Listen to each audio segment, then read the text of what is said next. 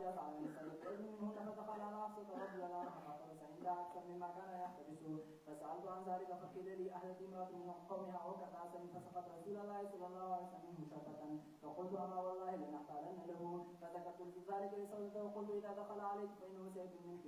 فقولي له يا رسول الله صلى الله عليه وسلم كتم غافير فإنه سيقول لا فقولي له ما هذه الريح وكان رسول الله صلى الله عليه وسلم يشتد علي أن توجد منه الريح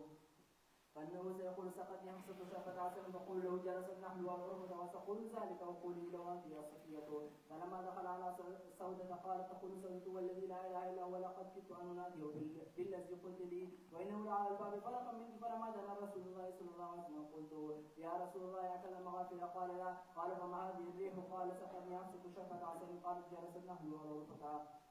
فلما دخل علي قلت له مثل ذلك ودخل على صفية فقال له مثل ذلك فلما دخل على حفصة رضي عنها فقال له يا رسول الله صلى الله عليه وسلم أنا أسقيك منه قال لا حاجة لي به قالت تقول سبحان الله لقد حرمناه قالت قلت لها أسقيك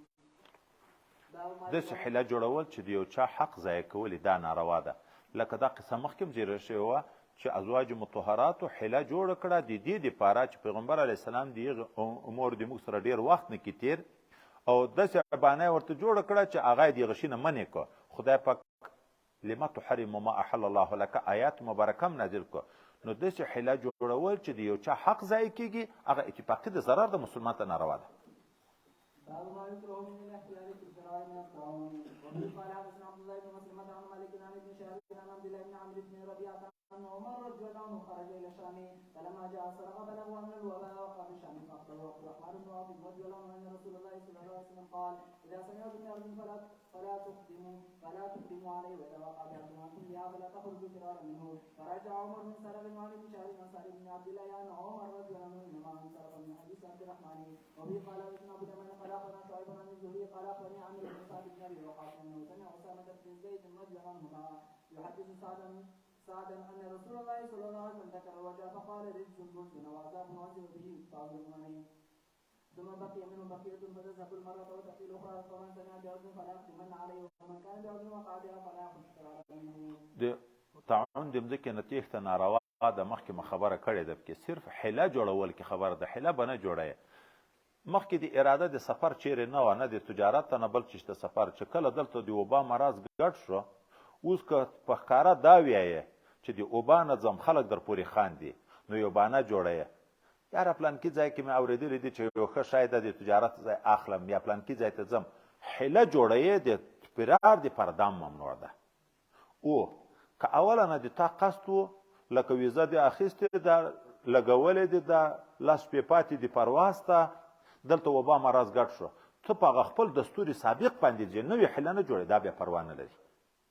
حیله د فرار دپاره ممنوع ده لکه د چا د حق د ضایع کولو دپاره چې ممنوع ده باب في الهبة والشفعة وقال بعض الناس إن وهب هبة فدرهم أو أكثر حتى مكث عنده سنين وقال في ذلك ثم رجع الواهب فيها فلا زكاة على واحد منهما قال أبو عبد الله فخالف رسول الله صلى الله عليه وسلم في الهبة وأسقط الزكاة وبه قال حدثنا أبو معاذ قال حدثنا سفيان عن أبي سفيان عن كلمة عن ابن عباس رضي الله عنهما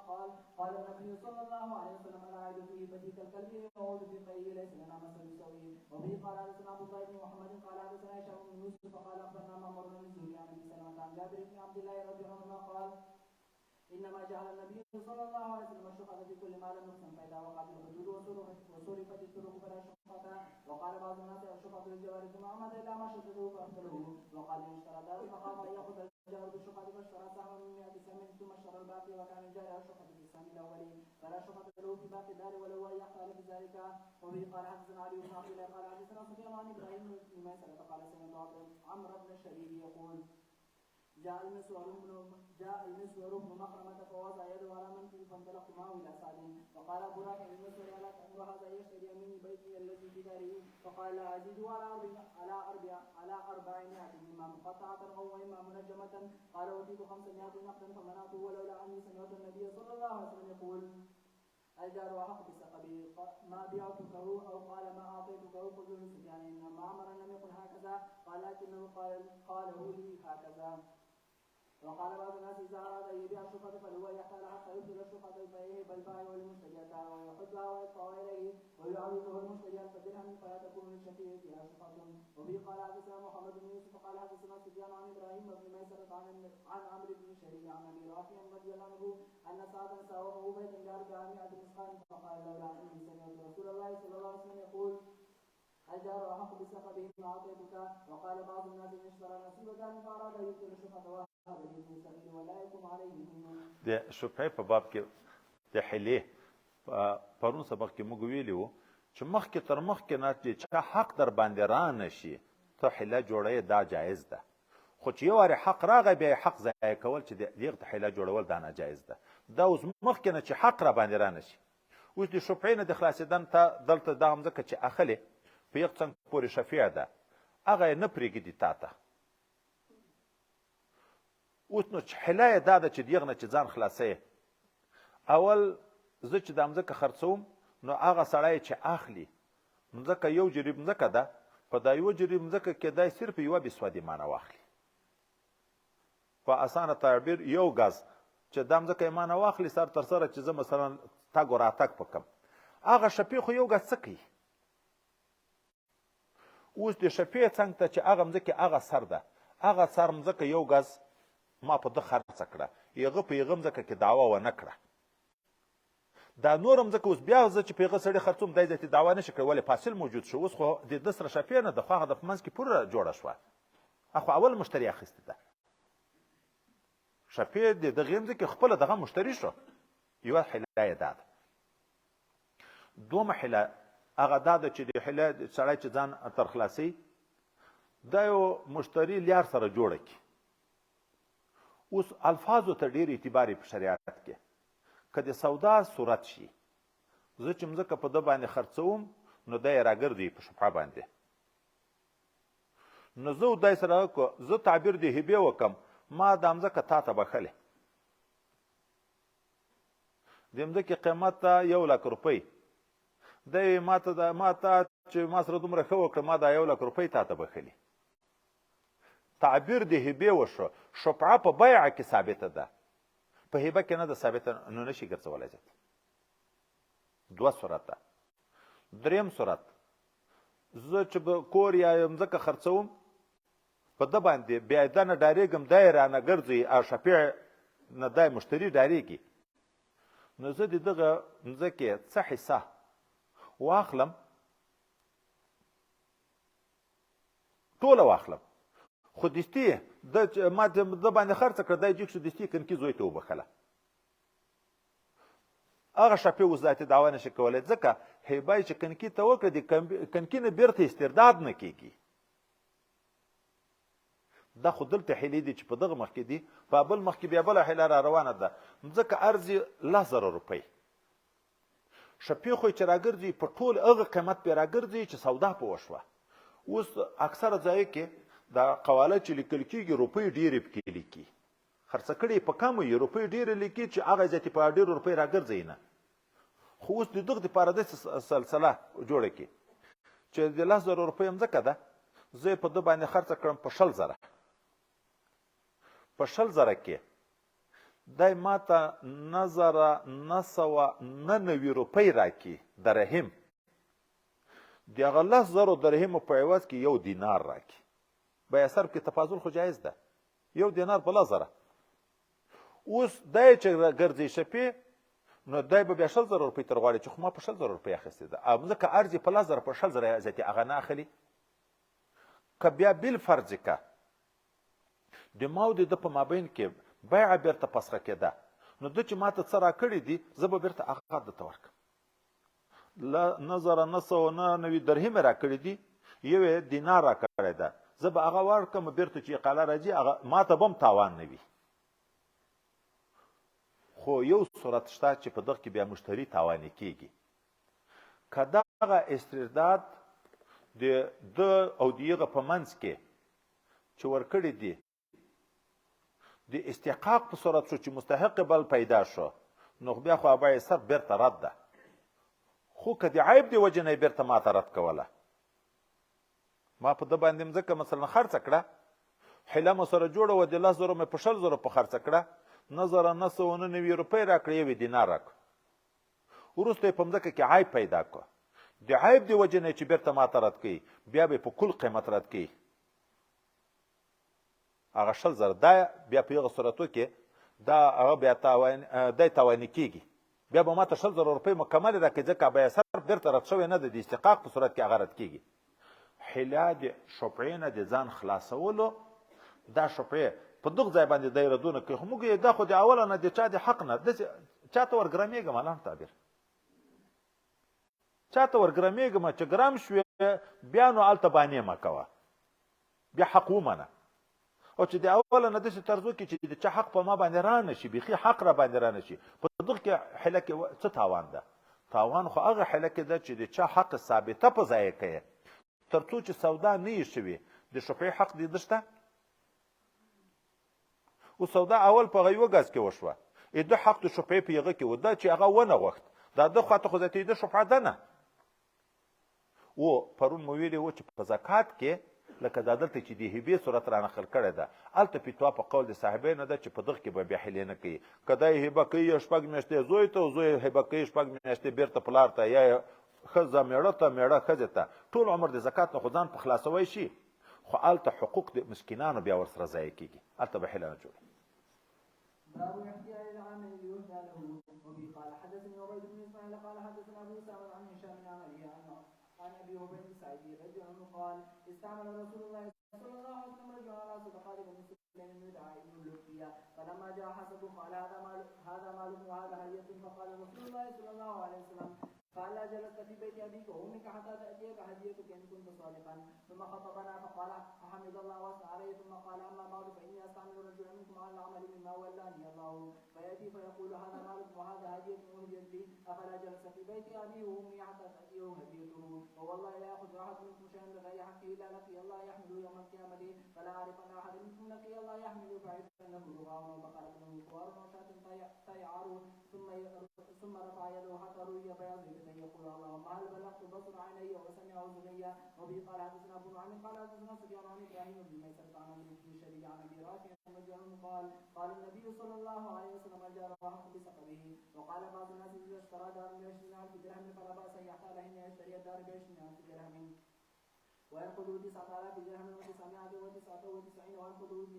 دينار بما بقي من 20,000 فإن طلب الشقي وأخذ ب20,000 درهم وإلا فلا سبيل له على الدار فإن استحق الدار ورجع المشتري على البائع بما دفع عليه وهو 9,000 درهم و999 درهم ودينار، لأن البائع حين استحق انتقض الصرف في الدينار، فإن وجد بهذه الدار عيبا ولم تستحق فإنه يرد عليه ب20,000 درهم. وقال ابو عبد الله فاجاز هذا الخطاب بين المسلمين، قال النبي صلى الله عليه وسلم بين المسلم لا دعوى ولا خمس ولا غائلة. وبه قال حدثنا مسدد قال حدثنا يحيى عن سفيان قال حدثني ابراهيم بن ميسر عن عمرو بن شريك ان ابا رافع ساوى مصعب بن مالك رضي عنه بيتا ب400 مثقال، وقال لولا اني سمعت النبي صلى الله عليه وسلم يقول الجار وحق بسقبه ما اعطيتك. دا چې عاملان د حکومت طرف نه په زکاتو ټولولو پسې ولېږل شي، هغه به د چا هدیې نه قبلوي.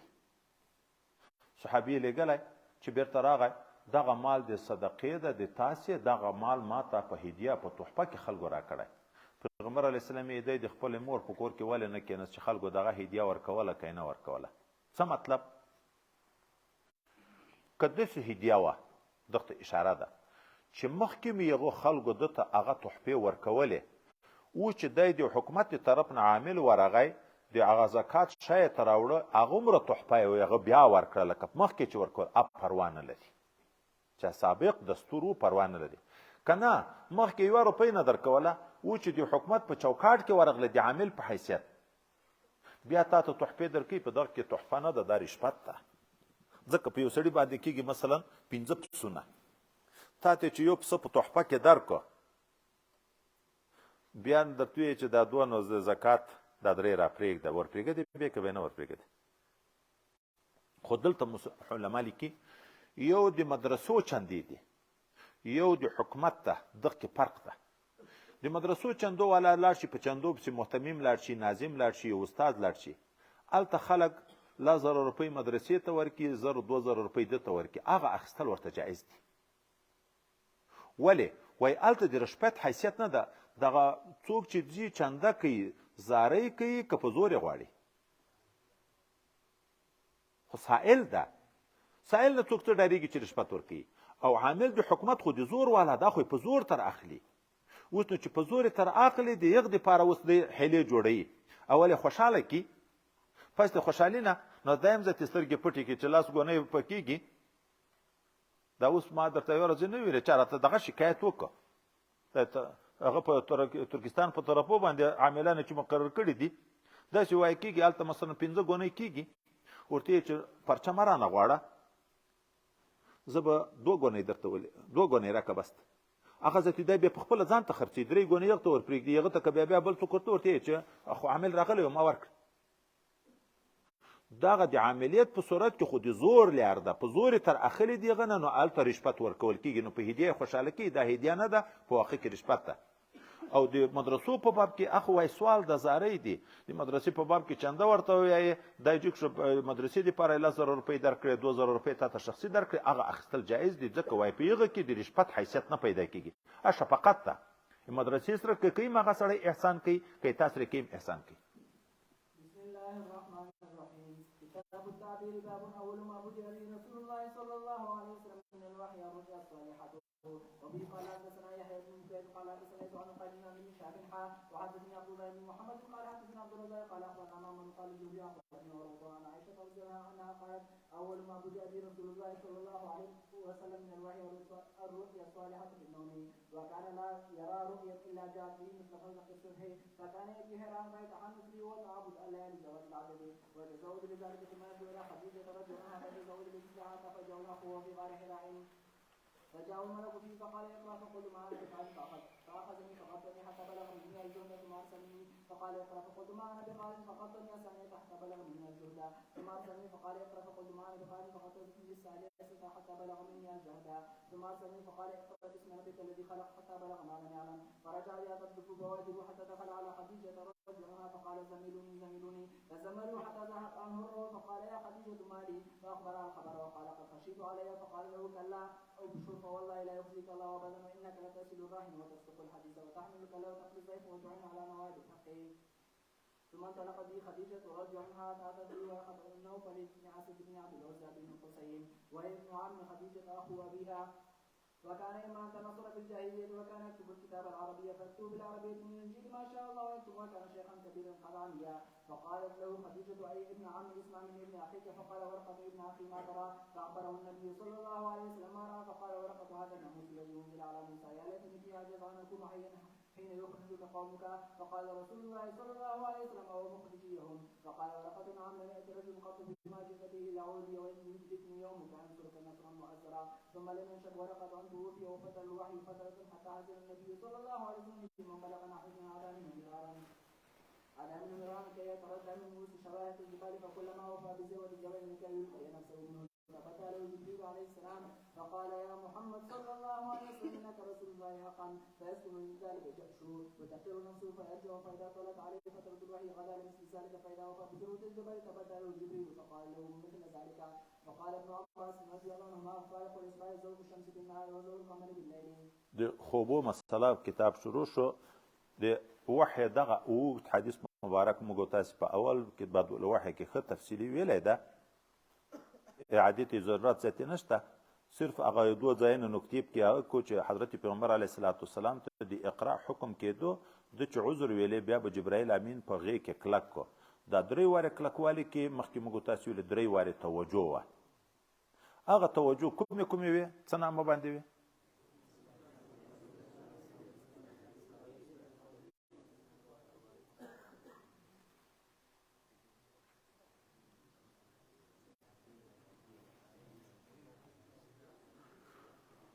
ګورئ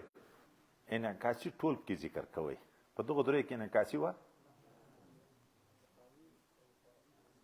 دا خو القایي اصلاحي اتحادي دغه 3 توجه وې تیرې خبرې ویرې تیرې مه یېروئ او دومه خبر حضرت پیغمبر علیه الصلاة والسلام د فطور د وحی په وخت کې چې 2.5 کاله یا تقریبا 3 کاله وحی منقطع وه پیغمبر علیه الصلاة والسلام ته به کله داسې کیفیت پیدا شو د ډېر غمه چې د غره نه ځان وغورځوي بیا به جبرائیل علیه السلام ځان ورته کاره کړو چې یا محمد انت رسول الله حقه زړه به بیرته تسکین وکړو دلته مهم ځای دا ده وایي حضرت پیغمبر علیه السلام په اول وخت کې چې درې توجه ورته وشوې هغه د عروج مقام و. په درېیمه توجه اتحادي کې داسې مقام ته ورسېدو چې د جبرائیل علیه السلام کوم مقام و هغه مقام ته د خدای پاک ورسوه. دا وروسته زمانه کې څه ترقي نه بعد بیرته نزول شروع شو. دغه نزول انسان مایوسه کوي، ځکه د خدای پاک ته چې ورځې د سیر الله په حال کې ښه خوبونه ویني، کشفیات وي، انوارات وي، خوند برابر وي، طبیعت وي، لکه د تاسې طالبي. خو چې کله بستره بیرته اخلی کور ته چې ښځه بیا درنه اوړه غواړي او تا په جوب کې روپۍ نه وي، طالب درنه سبق غواړي د تا په دماغو کې کتاب نه وي، او عوام درنه مساله پیتوا غواړي او د تا سره مساله نه وي، زور خو بیا هلته دی چې د خلکو د مسؤلیت دا بیرته چې توجه خلکو ته شوه دغه ته نزول ویلی کېږي. هغه وضحا او علم نشرح له بیا په هغه وخت کې چې نازل شوي دي نور به خبره پرېږدي ذاتي. دا معنا دا ده چې یعنې دا قبض و بست راځي په تصوفو کې، کله کله دا د قبض په حال کې د طبیعت خرابي داسې حال ته سړی ورسېږي چې ته وایې چې مړه مې په کور کې شوی دی، دومره غم راځي. هغه عوامل ډېر دي. لوی عامل ګناه ده چې د ګناه د وجې نه هغه فیض بند شي، یا بېادبي ده یا انکار ده په خپل شیخ باندې، ولو که قلبن وي. چې انکار په خپل شیخ راغی اگر که په زړه کې راغی هغه سلسله د فیض نوره قطع ده، منقطع ده، د انسان به ذاتي دغسې محروم وي او هغه مخکې چې اشنا و هغه شی اوس نه ورته پیدا کېږي، نو زړه کې دغت طبیعت خرابي قبض. د دغې وجې نه علاج استغفار، توبه ایستل او هغه کوم جرم چې شوی دی هغه نه بیرته رجوع کول. شیخ خفه کړی خپل شیخ خوشحاله کړی، د چا حق ضایع کړی هغه خوشحاله کړی، د چا غیبت کړی هغه خوشحاله کړی. حقوق الله دي که حقوق العباد دي چې په صحیح معنا باندې بیرته تائب شي، هغه کوم جرم چې شوی و جرم چې لرې شي بیرته دروازه خلاص شي. خو هلته چې نهر جوړ شوی تسبیحات دي القایي و اصلاحي و په هغه ځای کې بیا په کنکیو شیانو نه، خو د اول انعکاسي په وختو کې معمولی سترګې کږې شوې بس لاړ کار خرابېږي چې مازې باد په ولګېدو چراغ بیا مړ وي. موږ تاسو خو یو په اتحادي کې خو دا که په انعکاسي کې به هر تقدیر دا هغه دوه نکتې صرف لږ لږ در یادولې، نور خو هم تفصیل مخکې کې کړی. باب رؤيا الصالحين وقوله لقد صدق الله ورسوله الرؤيا بالحق الى فتحا قريبا. وبه قال حدثنا عبد الله بن مسلمة عن مالك عن اسحاق بن عبد الله بن ابي طلحة عن انس بن مالك رضي الله عنه ان رسول الله صلى الله عليه وسلم قال الرؤيا الحسنة من الرجل الصالح جزء من 46 جزءا من النبوة. باب الرؤيا من الله. وبه قال حدثنا احمد بن موسى قال حدثنا زهير قال حدثنا يحيى وهو ابن سعيد سمعت ابا سلمة قال سمعت ابا قتادة عن النبي صلى الله عليه وسلم قال الرؤيا من الله والحلم من الشيطان. وبه قال حدثنا عبد الله بن يوسف قال حدثنا يوسف قال حدثني ابن هادي عن عبد الله بن خباب عن ابي سعيد الخدري رضي الله عنه انه سمع النبي صلى الله عليه وسلم يقول اذا راى احدكم رؤيا يحبها فانما هي من الله فليحمد الله عليها وليحدث بها، واذا راى غير ذلك ما يكره فانما هي من الشيطان فليستعذ بالله من شرها ولا يذكرها لاحد فانها لا تسره. د رؤیا او د حلم ذاتي دغه فرق شو. محبوب شی لیدل رؤیا او مکروه شی لیدل حلم. یعنی د تا د طبع موافق شی دی چې په خوب ولید دغه ته رؤیا ویل کېږي، او که د مخالف ولید چې خفګان و مار ده او لړم ده او سپی ده او پاڼ ده او دغه شیان دي دغه د شیطان د حلم من الشیطان. حلم ذاتي دغه ته ویل کېږي چې مکروه، او رؤیا چې محبوب ده ښه ځای دې په خوب ولید، ښه خلک دې په خوب ولید، ښه عبادت دې په خوب باندې ولید، داسې د خوبونه لیدن دا د الله تعالی د طرف نه دي. باب الرؤيا الصالحة جزء من 46 جزءا من النبوة. وبه قال حدثنا مسدد قال حدثنا عبد الله بن يحيى بن ابي كثير واسمع عليه الاقتداء بامامة عن ابيه قال حدثنا ابو سلمة عن ابي قتادة رضي الله عنه النبي صلى الله عليه وسلم قال الرؤيا الصالحة من الله والحلم من الشيطان فاذا حلم فليتعوذ منه وليمسك عن شماله فانها لا تزوره. قال ابي قال حدثنا عبد الله بن ابي قتادة عن ابيه رضي الله عنه عن النبي صلى الله عليه وسلم مثله. وبه قال حدثنا محمد بن بشار قال حدثنا غندر قال حدثنا شعبة قتادة عن انس بن مالك رضي الله عنه عن النبي عن عباد بن صامت رضي الله عنه عن النبي صلى الله عليه وسلم قال رؤيا المؤمن جزء من 46 جزءا من النبوة. ورواه ثابت وحميد بن اسحاق بن عبد الله وشعيب عن انس رضي الله عنه عن النبي صلى الله عليه وسلم وبه قال حدثنا يحيى بن قزعة قال حدثنا ابراهيم بن سعد عن الزهري عن سعيد بن مسيب عن ابي هريره رضي الله عنه ان رسول الله صلى الله عليه وسلم قال رؤيا المؤمن جزء من 46 جزءا من النبوه. وبه قال حدثنا ابراهيم بن حمزه قال حدثني ابن ابي حازم وتراوري عن يزيد عن الزهري بن خباب عن ابي سعيد الخدري رضي الله عنه سمع رسول الله صلى الله عليه وسلم يقول الرؤيا الصالحه جزء من 46 جزءا من النبوه. باب مبشرات النبي قال ابو اليمان قال اخبرنا شعيب بن الزهري قال حدثني سعيد بن المسيب ان ابا هريره رضي الله عنه قال سمعت رسول الله صلى الله عليه وسلم يقول لم يبق من النبوه المبشرات قالوا وما المبشرات قال الرؤيا الصالحه. خوب شپږ څلوېښتمه حصه د نبوت ده، خو دغه هغه حصه ده چې د مبشراتو د جملې نه ده. دغه باب کې دا ذکر کړ چې دا مبشرات دي. لهم البشرا فی الحیات الدنیا و فی الاخره، د خدای د دوستانو د پاره زیری دی په دنیا کې او په آخرت کې. د نبی علیه الصلاۃ والسلام په وخت کې د ده په ژبه مبارکه باندې ډیرو خلکو ته د جنتو زیری ورکړی شوي. او په الاخرت معنا د ذلقدن وخت. دا د ذلقدن وخت دا هغه چې ملائکې نیک خلکو ته خطاب شروع کی یا ایتها النفس المطمئنه ارجعي الى ربك راضیه مرضیه. په دا مابین کې د نبی علیه السلام د نبوت سلسله خو نوره ختمه د اخو د دنیا نه لاړ. هغه مبشرات چې د په خوله مبارکه باندې وو هغه منقطع شو. هغه د ذلقدن وخت پاتې دي، نیکو خلکو ته تر قیامته دغه زیری ورکول کیږي. هغه د وحی چې رسول الله ته په وحی معلومېده کوم څوک خطوبې بیا به د زیری د جنت ورکوه، هغه اوس خوبو ته پاتې دي. مبشرات شته، وحی منقطع شو. مبشرات چې د رؤیه صالحه، خپله چې سړی خپل ځان په ښه کیفیت په خوب وویني یا یې بل په ښه کیفیت کې ویني. که خپله خپل ځان ولیدم دا بشارت ده، او که بل په ښه طریقه باندې ولیدم دا هم یو بشارت ده. خو ګورئ کله کله سړی د خپل جرم حال وویني، څه سخت خوب وویني، وعید وویني، دا هم درته بشارت ده چې په دنیا کې خدای پاک د اصلاح لار ورښیي. چې سړی غافل وي او د خپل غفلت نه نه خبر، په غفلت کې مړ شي انجام به چی وي؟ خو هلاکت وي. دغه تنبیه په تنذیر سره هم مبشره ده. مخکې اول سر کې کوم تاسې په یاد چې د بشارت په مقابل کې خو نظارت راځي، بشرا ولا تنفرا الته چې خبره کړې وه. کله خوش کم تبشیر وي ولې خو د هغې اصلاح راځي. نو کله کله دا خوب ظاهره سړي ته دردناک لیدی کېږي، خو یو تنبیه وي انسان ته، دا مبشره ده چې اصلاح راکړي. دغه خوب په واسطه باندې خدای پاک انسان اصلاح کړي، تائب شي د خپل جرمونو نه. باب رؤيا يوسف عليه السلام وقوله إذ قال يوسف لأبيه يا أبت إني رأيت 11 كوكبا والشمس والقمر رأيتهم ساجدين إلى قوله إن ربك عليم حكيم وقوله يا أبت هذا تأويل الرؤيا من قبل إلى قوله والحكم بالصالحين. باب رؤيا إبراهيم عليه السلام وقوله تعالى فلما بلغ معه السعي قال يا بني إني أرى في المنام أني أذبحك إلى قوله إنا كذلك نجزي المحسنين. قال مجاهد أسلم سلم ما أمر به وتله وزع وجهه بالأرض. باب التواتر على الرؤيا. وبه قال حدثنا يحيى بن بكير قال سمعت عن قليل عن ابن شهاب عن سعيد بن عبد الله عن ابن عمر رضي الله عنهما انه ناس غلوا ليله القدر في السبع الاواخر وانه ناس غلوا انها في العشر الاواخر فقال النبي صلى الله عليه وسلم التمسوها في السبع الاواخر. باب رؤيا اهل السجود والفساد والشرك لقوله ودخل معه السجن فتيان الى قوله فلما جاءه الرسول قال ارجع الى ربك والذكر يفعل من ذكر امه قرن ويقر وحمه نسيان. وقال ابن عباس رضي الله عنهما يعصرون على عناب والدهن تحسنون تحرسون. وبه قال حدثنا عبد الله بن محمد بن اسماء قال حدثنا جويرية عن مالك عن الزهري عن سعيد بن المسيب وابا عبيد اخبره عن ابي هريره رضي الله عنه قال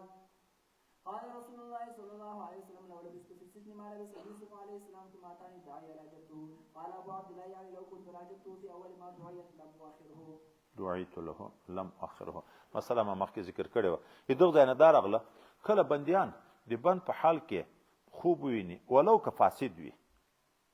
اهل د فساد وي، دا خوب لیدونکی مشرک وي، دغه خوب هم کله خدای پاک رښتیا کوي. حضرت یوسف علیه نبینا علیه السلام ته دوه نفره چې په اسلام نه دي مشرف خوب ویني او دواړه مجرمان دي، پاتور دی پاچا چې نیول شوي دي، خو هغه د خوب تعبیر چې کېږي هغه رښتیا واقع کېږي. یوه ته ویلې چې ته به پانسی شې، د سر نه به د مرغان غوښې یسي. چا چې ویلې چې فوق رأس خبزه مړی مې بار کړی وم او دا بل ته ویلي اني اعصر خمره ته به بیرته خلاصېږي هغه بیا خلاص شو خپل اوس مبشر په څه حیثیت شو مبشر په دې شو چې هغه د ایمان ذریعه خدای پاک وګرځاوه چې د یوسف علیه السلام صداقت ورته ښکاره شو چې ګوره هغه خوب رښتیا و د دغه وجې نه په د ایمان راوړ نو د مشرک دپاره هم کله دغه خوب وای مبشر واقع شي چې د خوب بیان کو حضرت یوسف علیه السلام تعبیر ورته وکړو او د ده د ملګري حال هم هغه بندي ته معلوم شو چې هغه ګورئ یخ په باب کې چې ویلي و چې پانسۍ کېږي هغه پانسۍ شو اما په باب کې چې ویلي و چې خلاصېږي زه خلاص شم نو خو دا حق ده دا ما لکه مخکې چې ویلي چې کله د اهل فسادو دپاره خوب هم ذریعه د بشارت وګرځي د ده د ایمان راوړلو ذریعه